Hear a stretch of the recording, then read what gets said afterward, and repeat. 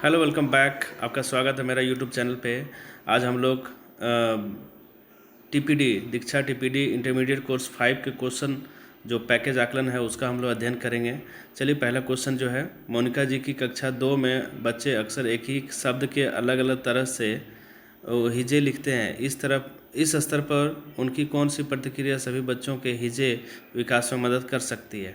आपके ऑप्शन है सभी बच्चों को बराबर सहयोग देना, दूसरा है जो बच्चे ज़्यादा गलतियां कर रहे हैं उन्हें ज़्यादा प्रयास कराना, तीसरा है जो बच्चे ज़्यादा हिजे सही लिख रहे हैं उन्हें सबके सामने प्रोत्साहित करना, चौथा है ऐसी गतिविधि का प्रयोग करना जिससे सभी बच्चे समान स्तर पर आ सके।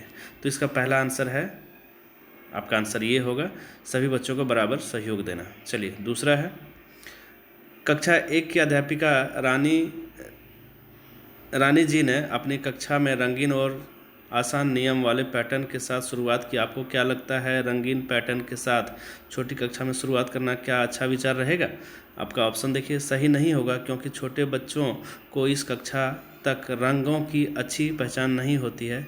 सही नहीं होगा क्योंकि रंगीन पैटर्न संख्या पैटर्न से अधिक जटिल होते हैं। सही होगा क्योंकि रंगीन पैटर्न अधिक आकर्षित होते हैं। सही हो गया क्योंकि रंगीन पैटर्न बच्चे अपने आसपास अधिक देखते हैं। तो ऑप्शन 4 आपका सही होगा। सही होगा क्योंकि रंगीन पैटर्न बच्चे अपने आसपास अधिक देखते हैं। चलिए, अगला देखते हैं। नीचे दिए गए सवालों में से कौन सा सवाल आपको गहराई से चिंतन करने में मदद करेगा? जो शिक्षण प्रक्रिया मैंने इस्तेमाल की उससे पाठ के उद्देश्य पूरे हो पाए या नहीं? क्या जो शिक्षण प्रक्रिया कक्षा में मैंने इस्तेमाल की वह बच्चों के लिए मज़ेदार थी या नहीं? जो शिक्षण प्रक्रिया मैंने इस्तेमाल की वह किस पर शिक्षक या छात्र केंद्रित थी और क्यों? जो शिक्षण अधिगम सामग्री इस्तेमाल की वह कितनी सही थी? आपका ऑप्शन नंबर 3 सही होगा। जो शिक्षण प्रक्रिया मैंने इस्तेमाल की वह किस पर केंद्रित थी और क्यों? अगला है, रोहित जी एक नए शिक्षक हैं। एक दिन इनकी कक्षा में अचानक दो बच्चों के बीच लड़ाई हो जाती है। वे दोनों बच्चों को डांटते हैं और उन्हें कक्षा से बाहर निकलने को कहते हैं। यह सब होने के बाद रोहित जी को लगा कि समस्या का हल हो गई, लेकिन कुछ दिन बाद इन बच्चों में फिर लड़ाई हो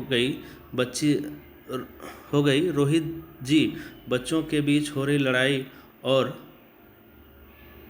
उससे कक्षा में आने वाली परेशानियों का हल क्यों नहीं खोज पा रहे हैं? सबसे उपयुक्त जवाब चुनें। तो रोहित जी ने परिस्थिति के बारे में शुरुआती समझ बनाई और उसी तक सीमित रहे। पहला ऑप्शन, उन्होंने बच्चों के व्यवहार के बारे में गहराई से परखा और सोच विचार करने के बाद भी गलत निर्णय लिया। और अगला है, चौथा, रोहित जी अभी विद्यालय में कुछ ही दिन पहले आए हैं, इसलिए इस समस्या का हल वह नहीं निकाल सकते। ऑप्शन नंबर 1 आपका सही होगा। चलिए, नेक्स्ट हम लोग देखते हैं। शिक्षण प्रशिक्षण के दौरान एक अध्यापिका ने कहा, क्योंकि पैटर्न भी डिज़ाइन होते हैं इसलिए पैटर्न और डिज़ाइन में कोई खास अंतर नहीं है। आपको क्या लगता है कि क्या यह अध्यापिका सही सोचती हैं? आपके ऑप्शन हैं, सही नहीं है क्योंकि पैटर्न में हमेशा इकाई को बार बार दोहराया जाता है जबकि डिज़ाइन का निर्माण एक नियम को ध्यान में रखकर किया जाता है। सही सोचती हैं क्योंकि डिज़ाइन और पैटर्न एक होते हैं। सही नहीं है क्योंकि पैटर्न में हमेशा एक नियम होते हैं जबकि डिज़ाइन का निर्माण देना नियम से होता है। ठीक है, सही सोचती हैं क्योंकि पैटर्न और डिज़ाइन एक ही नियम से बनाए जाते हैं। ऑप्शन 3 आपका सही होगा। चलिए, सबमिट करिए इसको। यस, आपका 5/5 यानी 5 में 5 आपके आंसर सही हुए। Thanks for watching.